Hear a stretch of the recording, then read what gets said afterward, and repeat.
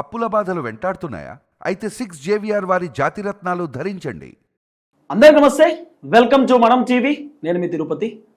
తెలంగాణ మాజీ ముఖ్యమంత్రి కేసీఆర్ సైలెన్స్గా ఉన్నాడు. సో ఎమ్మెల్సీ కవిత కేసీఆర్ పైన, బీఆర్ఎస్ పార్టీ పైన నానా రకాల విమర్శలు చేస్తూ ఉంది. డైరెక్ట్ కేటీఆర్ని టార్గెట్ చేస్తూ మాట్లాడింది. ట్విట్టర్లో ట్వీట్ చేయడం కాదు, మీరు పార్టీ వ్యవహారాలు కూడా పట్టించుకోవాలి. మరి కేసీఆర్కి నోటీస్ ఇచ్చినప్పుడు మీరు ఏం చేసిర్రు? కేటీఆర్కు నోటీస్ ఇవ్వగానే అందరూ బీఆర్ఎస్ పార్టీ లీడర్లు మాట్లాడిర్రు. మా కేటీఆర్కి ఎట్లా నోటీసులు ఇస్తారని చెప్పి చాలామంది ప్రెస్ మీట్లు పెట్టి మరి మాట్లాడే ప్రయత్నం చేశారు. మరి కేసీఆర్కి నోటీస్ ఇచ్చినప్పుడు ఎందుకు మాట్లాడలేదు? అట్లనే కేసీఆర్ను ఒక వ్యక్తి నడిపిస్తున్నారు అని చెప్తున్నారు. కేసీఆర్ని నడిపించే దమ్మున్నటువంటి వ్యక్తి ఎవరు లేరు అని కవిత మాట్లాడింది. కేసీఆర్ చుట్టూ దయ్యాలున్నారని చెప్పి కవిత అనేక అంశాలు తెరపైకి తీసుకొచ్చింది. మీడియా చిట్చాట్లో మా నాన్నకు నేను లేఖ పంపితే నీకు నొప్పేంద్రాబాయ్ అని చెప్పి మాట్లాడిందట కవిత. మరి ఎవరిని ఉద్దేశించి మాట్లాడింది? కవిత టాపిక్ ఇప్పుడు తెలంగాణ రాష్ట్రంలో పెద్దగా వైరల్ అవుతూ ఉంటే, తెలంగాణ రాష్ట్ర రాజకీయాలలో పెద్ద సంచలనంగా మారుతూ ఉంటే కేసీఆర్ ఎందుకు సైలెన్స్గా ఉంటున్నాడు? ఇప్పుడు ఒక చర్చ నడుస్తూ ఉంది. అందరూ మాట్లాడిరు, అయిపోయింది. బీఆర్ఎస్ పార్టీ సీనియర్ లీడర్లు కూడా పోయి కవితతో డిస్కస్ చేసిరు.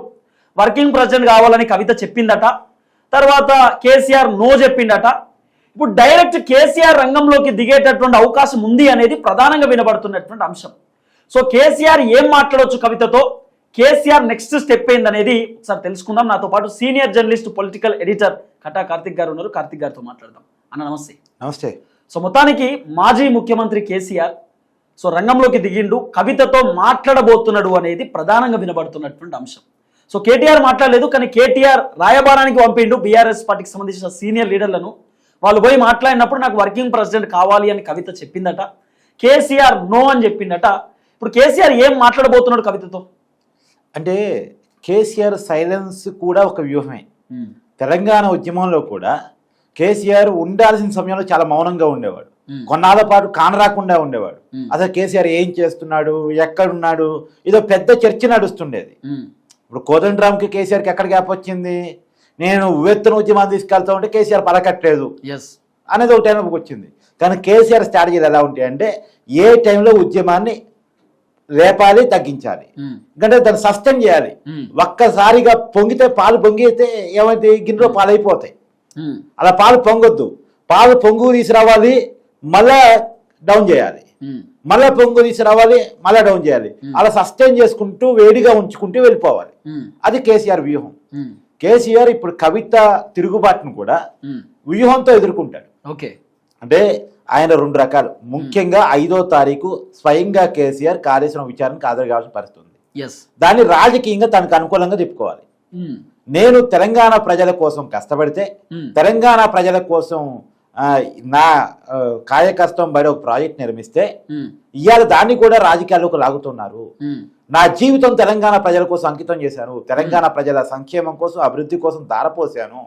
ఇవాళ నన్ను వీళ్ళు ఈ విచారణ పిలుస్తున్నారు, నన్ను అరెస్ట్ చేయాలని చూస్తున్నారు, నన్ను ఇబ్బంది పెడుతున్నారు. ఈ వయసులో కూడా ఏం తప్పు చేశాను నేను? తెలంగాణ ప్రజల కోసం ప్రాజెక్టు కట్టడం తప్ప, తెలంగాణ ప్రజల గురించి ఆలోచించడం తప్ప, తెలంగాణ ఉద్యమం చేయడం తప్ప, తెలంగాణ తీసుకురావడం తప్ప అనేటువంటి ఒక దాన్ని, ఒక సెంటిమెంట్ని మన తెలంగాణ ప్రజల్లో రగిలించాలనేటువంటి ఒక కార్యక్రమంలో కేసీఆర్ ఉన్నాడు. నిజంగా కవితను వాడుకొని కేసీఆర్ సెంటిమెంట్ పండకుండా చేయాలనే ప్రయత్నంలోనే కేసీఆర్ కవితను ఒక ఆయుధంగా కాంగ్రెస్, బీజేపీ వాడుకుంటుంది. ఇప్పుడు సహజంగా కవిత ఇష్యూని కాంగ్రెస్ ఎలా వాడుకుంటుంది?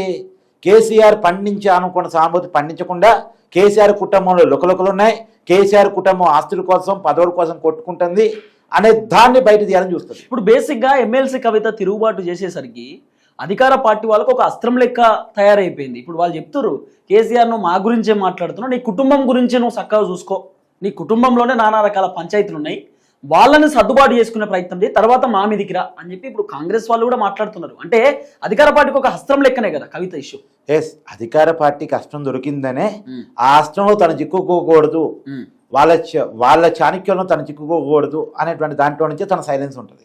దాన్ని ఎలా సర్దుమణించాలి అనే ఆలోచన బ్యాక్గ్రౌండ్ లో చేస్తారు తప్ప ఈ కవిత మాట్లాడిన దానికి ఆయన కూడా వచ్చేది ఆవేశంగా ఇంకో 2 మాటలు మాట్లాడి ఇలా ఉండదు. కేసీఆర్ స్థాయి తెలంగాణ రాజకీయాల్లో వేరు, ఆయన అపర చాణక్యత వేరు. కాబట్టి అది తొందరపడి మాట జారే మనిషి కాదు. రెండోది, ఎప్పుడు ఏ రకంగా వ్యవహరించాలో ఆయన చాలా బాగా తెలుసు కేసీఆర్. ఖచ్చితంగా కేసీఆర్ ఆయన మౌనంలో ఒక వ్యూహం ఉంటది. నేను చెప్పాను కదా, తెలంగాణ ఉద్యమంలో కూడా చాలా కాలం మౌనంగా ఉంటూ ఉంటుంది చూడండి. ఆయన మౌనం వెనకాల వ్యూహం తర్వాత అర్థమైంది, ఫస్ట్ అర్థం కాకపోయేది.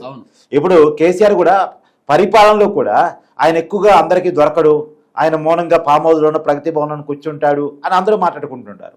కానీ ఇప్పుడు తెలంగాణ సమాజం అనుకుంటుంది ఆయన మౌనంగా కూర్చొని అభివృద్ధి చేశాడు కదా, మౌనంగా కూర్చొని రైతు బంద్ చేశాడు కదా, మౌనంగా కూర్చొని పథకాలు రూపకల్పన చేశాడు కదా, అభివృద్ధిని పరుగులెత్తించాడు కదా, హైదరాబాద్ బ్రాండింగ్ మీద తీసుకొచ్చాడు కదా, ఆయనే రైట్ అనేటువంటి ఆలోచనలకు మళ్ళీ తెలంగాణ సమాజం వెళ్తుంది. రైట్. ఒక విషయం చెప్పండి కార్తీక్ అన్న, కేసీఆర్ రంగంలోకి దిగబోతున్నాడు, కవితతో కేసీఆర్ లాస్ట్ మాట్లాడబోతున్నాడు అనేది కొంత వినబడుతున్న చర్చ. ఏం మాట్లాడే అవకాశం ఉండొచ్చు కేసీఆర్ కవితతో? నేను అనుకోవటం దారం తెగేదాకా వచ్చిందేమో అనుకుంటున్నాను. ఇక కేసీఆర్ మాట్లాడటం ఉంటది అని నేను అయితే అనుకోను. సరే, కవిత ఒకవేళ పార్టీ నుంచి వెళ్ళిపోయినా సరే పార్టీ మీద ఏమాత్రం నెగిటివ్ లేకుండా చూడటానికి కేసీఆర్ వ్యూహాలు పన్నుతాడు. అంటే ఇప్పుడు కవిత పోయి బయటికి పోయి ఏం మాట్లాడింది, ఏం మాట్లాడినప్పుడు అది పార్టీకి ఏ రకంగా డ్యామేజ్ అయింది, ఆ డ్యామేజ్ నుంచి పార్టీని ఎలా కాపాడుకోవాలి, ఈ విషయం మీద కేసీఆర్ కసరత్తు చేస్తున్నాడని నేను అనుకుంటున్నాను. కవితను పిలిచి మాట్లాడే కాడికైతే మొన్న లెటర్ రాసినప్పుడే పిలిచి మాట్లాడేవాడు, ఈ పార్టీకి ఇష్యూ క్లోజ్ అయ్యేది. కానీ ఇష్యూ క్లోజ్ చేసుకుందాం అనుకోలే కేసీఆర్. ఇప్పుడు తెగేది ఇప్పుడే తెగని, ఎన్నికలకి ఇంకా చాలా దూరం ఉంది. ఆ తెగేది ఇప్పుడే తెగితే ఆమె వల్ల జరిగే నష్టం ఏదైతే ఉందో దాన్ని నివారించుకొని ముందుకు వెళ్తాం పార్టీని. ఓకే. సో ఇప్పుడు కవిత ఇంపాక్ట్ ఏముంటది, ఇమీడియట్ వచ్చేటువంటి లోకల్ బాడీస్ కొద్దిగా ఉండొచ్చు, కానీ సార్వత్రిక ఎన్నికల దాకా ఉంటది కదా. పార్టీకి సార్వత్రిక ఎన్నికలు ఇంపార్టెంట్, అసెంబ్లీ ఎన్నికలు చాలా ఇంపార్టెంట్. అసెంబ్లీ ఎన్నికల దాకా కవిత ఇన్ఫాక్ట్ ఉండదు. సో కాబట్టి కవిత ఇన్ఫాక్ట్ నివారించడానికి, పార్టీ మీద డ్యామేజ్ లేకుండా చేయడానికి ఏం చెయ్యాలని దాని మీద కేసీఆర్ కసరత్తు చేస్తున్నాడని అనుకుంటున్నాను. అంటే కవిత వైపు పార్టీ క్యాడర్ ఆకర్షణ చేయకుండా, కవిత వైపు పార్టీ నాయకులు ఎవరు వెళ్లకుండా, కవిత వల్ల పార్టీకి ఏమాత్రం డ్యామేజ్ జరగకుండా, కవిత వ్యాఖ్యల వల్ల కేటీఆర్ ఇమేజ్కి, అంటే తన ఇమేజ్కి ఏం ప్రాబ్లం వచ్చిందని అనుకోవట్లే కేసీఆర్. ఎందుకంటే కవిత డైరెక్ట్ కేటీఆర్ ని టార్గెట్ చేయడం కొంత చర్చకు దారితీస్తుంది. సో కేటీఆర్ ఇమేజ్ కి పడకుండా, కేటీఆర్ లైఫ్ మీద పడకుండా ఏమేం చెయ్యాలి అనేటువంటి దాని మీద కసరత్తు చేస్తున్నాడేమో అని నేనైతే అనుకుంటున్నాను. ఒకవేళ మాట్లాడేవాడైతే రేపు ఎంతసేపు చెప్పు కవిత అలా ఆ విషయంగా మాట్లాడగానే అవన్నీ మీడియాలో రాగానే కవితను పిలిపించి ఏంటమ్మా ఏంటి అంటే బేసిక్ గా కవిత ఏం చెప్పిందంటే, చాలా సార్లు నేను లేఖలు పంపించిన మా నాన్నకు, మా నాన్న లేఖలు చదివేటోడు, 100 సార్లు పంపించిన, చదివి చెత్త కుప్పల పడేసోడు, కానీ ఈసారి మాత్రమే బయటకు వచ్చింది నా కర్మ అనేటటువంటి ఒక మాట కూడా కవిత చెప్పింది. ఇక్కడ చాలా విషయానికి అర్థం చేసుకోవాల్సిందంటే, తండ్రికి కూతురు లెటర్ రాయాల్సి వచ్చిందంటేనే తండ్రి కూతురు మధ్య గ్యాప్ ఉందని అర్థం. మావిడు కలిసి చెప్పొచ్చు, ఫోన్ చేసి చెప్పొచ్చు, కానీ లెటర్లు పదే పదే రాయగలుగుతున్నాయి అంటే వాళ్ళిద్దరి మధ్య గ్యాప్ ఉందనే అర్థం. అంతేగా. ఇప్పుడు తిహార్ జైల్లో కవిత ఉన్నప్పుడు కేసీఆర్ పోయి చూడటానికి పోలేదు కదా. పైగా కవిత అరెస్ట్ అయినప్పుడు కేసీఆర్ మీడియా ముందుకు వచ్చి కనీసం ఒక ప్రెస్ మీట్ కూడా పెట్టలేదుగా. బీఆర్ఎస్ పార్టీ తరఫున ఆందోళన కార్యక్రమానికి పిలిపిలేదుగా. సహజంగా మామూలుగా బయట అనేది ఏంటంటే కేసీఆర్ కి ముద్దుల కూతురు గారాల పట్టి కవిత అంటారు, కానీ వాళ్ళిద్దరి మధ్య గ్యాప్ ఉంది అనేటువంటిది దాన్ని కొంతకాలంగా మనం డిస్కస్ చేస్తా ఉన్నాం. అంటే కవిత గతంలోనే ఒక మాట చెప్పింది, అంటే మొన్న లేఖలో కూడా వచ్చింది కదా, లేఖలో ప్లస్ తర్వాత మీడియా చిట్చాట్లో కూడా మాట్లాడింది కదా, నా మీద లిక్కర్ స్కామ్ ఆరోపణలు వచ్చినప్పుడే బీఆర్ఎస్ పార్టీకి రాజీనామా చేద్దాం అనుకున్నా, బీఆర్ఎస్ నుండి దూరం అయిదాం అనుకున్నా, కానీ కేసీఆర్ ప్రెజర్ వల్ల నేను దూరం కాలేదు అనే మాట కూడా చెప్పింది.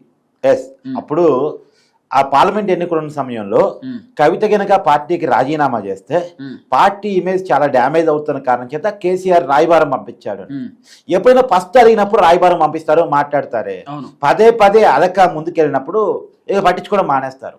ఇప్పుడు కవిత కేటీఆర్ గొడవ అనేటువంటిది, కవిత అలక అనేటువంటిది ఇవాళ కొత్తది కాదు.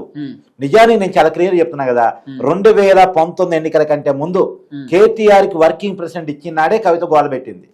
అయితే కవిత ఏం అడిగింది, కేంద్ర మంత్రి కావాలని అడిగింది. కేసీఆర్ దానికి చెప్పింది ఏంటంటే, 2019 పార్లమెంట్ ఎన్నికల్లో బీజేపీకి సొంతంగా మెజార్టీ రాదు, ఎన్డీఏకి సొంత మెజార్టీ రాదు, వాళ్ళకి ఇంకా బలం కావాల్సి వచ్చింది, అప్పుడు మన కాడికి వస్తారు, అప్పుడు ఎన్డీఏలో మనం చేరి నువ్వు కేంద్ర మంత్రి అవుతావు అని కేసీఆర్ చెప్పారు. బీజేపీతో పొత్తు పెట్టుకుందాం అనే ఒక ప్రపోజల్ ని కవితే కేసీఆర్ ముందు తీసుకెళ్లారు 2019 ఎన్నికల్లో. అయితే అప్పుడు కేసీఆర్ రెండోసారి విజయం సాధించున్నాడు. ముందస్తు ఎన్నికలకు పోయి 2018 డిసెంబర్ లో జరిగిన ఎన్నికల్లో పెద్ద ఎత్తున విజయం సాధించున్నాడు కేసీఆర్. టీఆర్ఎస్ పార్టీ అప్పుడు విజయం సాధించింది. కాబట్టి ఇప్పుడు మనకు వేవ్ ఉంది. పార్లమెంట్ ఎన్నికలు అనవసరంగా బీజేపీతో పొత్తు పెట్టుకుంటే ఎక్కువ ఎంపీ స్థానాలు వాళ్ళకు కూడా ఇవ్వాల్సి వచ్చింది. షేర్ ఇవ్వటం ఎందుకు వాళ్ళకి, మనం ఎక్కువ ఎంపీలు గెలుద్దాం ఒంటరిగా పోయి, గెలిచిన తర్వాత మన అవసరం బీజేపీకి పడింది, ఎన్నికల తర్వాత పొత్తు పెట్టుకుందాం. ఎన్నికల తర్వాత పొత్తు పెట్టుకుంటే మనకి బార్గెనింగ్ కెపాసిటీ కూడా ఎక్కువ ఉంటది.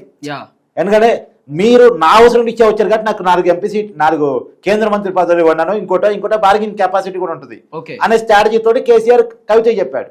కవిత ఆ మాటకు ఓకే అన్నది. కానీ వీళ్ళు అనుకున్నది ఒకటి అయింది ఒకటి అన్నట్టు 2019 ఎన్నికల్లో బీఆర్ఎస్ తో అవసరం లేకుండా, బీఆర్ఎస్ తో సంబంధం లేకుండా బీజేపీకి సొంత బలం వచ్చింది. అసలు ఎన్డీఏలో ఉన్న భాగస్వామ్య పక్షాల బలం కూడా అవసరం లేకుండా సొంత బలాన్ని బీజేపీ సంపాదించుకుంది. బ్రహ్మాండమైన విజయం మోడీ గారికి దక్కింది 2019 పార్లమెంట్ ఎన్నికల్లో. కేసీఆర్ అనుకుంది దక్కదు అని, కానీ మోడీ గారికి దక్కింది. అప్పుడు ఇక బీజేపీతో పొత్తు అనేది పక్కపోయింది. ఇక తర్వాత టీఆర్ఎస్ కాస్త బీఆర్ఎస్ గా మారింది. టీఆర్ఎస్ కాస్త బీఆర్ఎస్ ఎందుకు మారింది? కేటీఆర్ చేతి పార్టీ పగ్గాలు అప్పచెప్పాలి, స్టేట్ పగ్గాలు అప్పచెప్పాలి, తను జాతీయ రాజకీయాలకు వెళ్తున్నట్టు ప్రకటించారని బీఆర్ఎస్ పార్టీ పెట్టారు. పైకి చెప్పింది బీజేపీకి ప్రత్యామ్నాయం, కాంగ్రెస్ ప్రత్యామ్నాయం చెప్పారు. సో కాంగ్రెస్ కి బీజేపీ ప్రత్యామ్నాయం అన్న తర్వాత డైరెక్ట్ గా పోయి కాంగ్రెస్ తోనే బీజేపీతో పొత్తు పెట్టుకోలేరు కదా. పెట్టుకోలేని తప్పనిసరి పరిస్థితులు వాళ్ళు పడ్డారు. కానీ అనుకోని పరిస్థితులు స్టేట్ పోయితే అనుకోని వాళ్ళు ఖచ్చితంగా నాకు ప్రత్యామ్నాయం లేదు, తప్పు ఒప్పు నాకే ఓటేస్తారు, ఎమ్మెల్యేల మీద వ్యతిరేకత నా మీద పాజిటివ్ ఉంది, ఖచ్చితంగా మళ్ళా నేనే గెలుస్తా, కేటీఆర్ ముఖ్యమంత్రి చేసుకోవచ్చు అని కేసీఆర్ భావించాడు.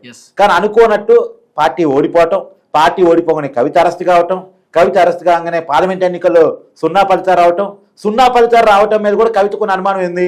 అప్పుడు బీజేపీ బీఆర్ఎస్ ఇండైరెక్ట్ గా టైప్ అయ్యాయి. అంటే గ్రౌండ్ లెవెల్లో బీఆర్ఎస్ మోట్ కూడా బీజేపీ కేసింది. అందుకనే నా అరెస్ట్ విషయంలో కూడా మాట్లాడింది. ఎందుకంటే బీజేపీ బీఆర్ఎస్ ఒక అండర్స్టాండింగ్ వచ్చాయి. కాంగ్రెస్ వ్యతిరేకత అంటే కాంగ్రెస్ అధికారం ఉంది కదా, కాంగ్రెస్ వ్యతిరేకత అనే దాంట్లో నుంచి ఒక అండర్స్టాండింగ్ వచ్చాయి. దాంట్లో నుంచి కేంద్రం కూడా కేసీఆర్ మీద ఏమాత్రం కమిషన్ వేయటమో, సిబిఐ ఎంక్వైరీ వేయటం ఎప్పుడు లేదు అనేటువంటిది కవితకు ఉన్నటువంటి. అందుకనే నేను అరెస్ట్ అయినా కానీ కేసీఆర్ మీద పట్టించుకోలేదు అనే దాంట్లో నుంచి ఆమె చాలా కోపంగా ఉంది. అందుకనే ఆ జైలు నుంచి బయటకు వచ్చినప్పటి నుంచి సొంత ఎజెండాతో ముందుకెళ్తుంది. బీసీ ఎజెండా అని, ఎస్సీ ఎజెండా అని, తెలంగాణ ఎజెండా అని సొంత ఎజెండాతో ముందుకెళ్తాం. సో ఇది ఇప్పటిది కాదు, గ్యాప్ కొనసాగుతూ వస్తుంది. ఇవాళ బద్దలైపోయింది అంత తేడా. So thank you so much Karthik అన్న. సో చూద్దాం ఎమ్మెల్సీ కవితతో కేసీఆర్ డిస్కస్ చేయబోతున్నా అనేది కొంత వినబడుతున్నటువంటి అంశం. ఏం జరగబోతుందో చూద్దాం.